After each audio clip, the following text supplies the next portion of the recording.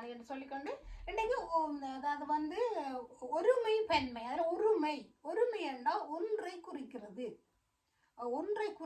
அது வந்து ஒரு பெயர்ச்சொல், வினைச்சொல், ரெண்டுக்கும் வரும். ஆனால் அது வந்து இப்போ மனிதர், விலங்கு, பறவை எல்லாத்துக்கும் அது இருக்குது.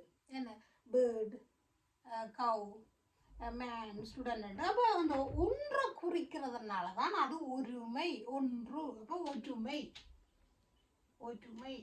சரி, ஒருமை என்று சொல்கிறோம். அப்போ அது நீங்கள் கவனித்து கொள்ளுங்கள். அதுக்கு நாங்கள் இப்போ அதை நாங்கள் வகைப்படுத்திக்க நாங்கள் அதை இங்கிலீஷில் வந்து சிங்குலர்னு சொல்கிறோம்.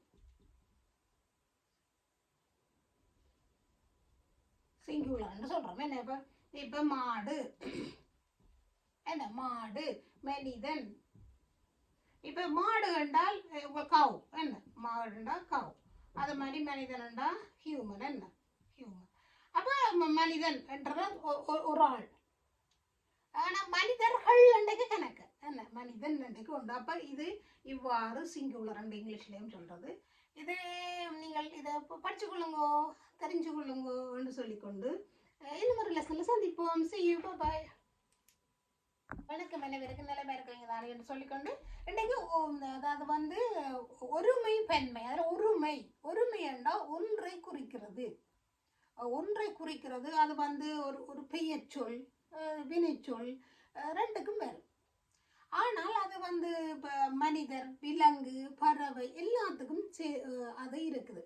என்ன பேர்டு, கவ், மேன், ஸ்டூடெண்ட். அப்போ அந்த ஒன்றை குறிக்கிறதுனால தான் அது ஒருமை, ஒன்று. அப்போ ஒற்றுமை சரி, ஒருமை என்று சொல்கிறோம். அப்போ அதை நீங்கள் கவனித்து கொள்ளுங்கள். அதுக்கு நாங்கள் இப்போ அதை நாங்கள் வகைப்படுத்திக்க நாங்கள் அதை இங்கிலீஷில் வந்து சிங்குலர்னு சொல்கிறோம்.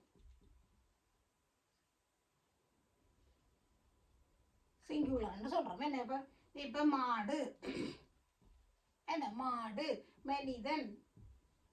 இப்போ மாடு என்றால் கவ், என்ன மாடு என்றால் கவ். அது மாதிரி மனிதன் என்றால் ஹியூமன், என்ன ஹியூமன். அப்போ மனிதன் என்றது ஒரு ஆள். ஆனால் மனிதர்கள் அன்றைக்கு கணக்கு, என்ன மனிதன் அன்றைக்கு உண்டு. அப்போ இது இவ்வாறு சிங்குலர் அண்ட் இங்கிலீஷ்லேயும் சொல்கிறது.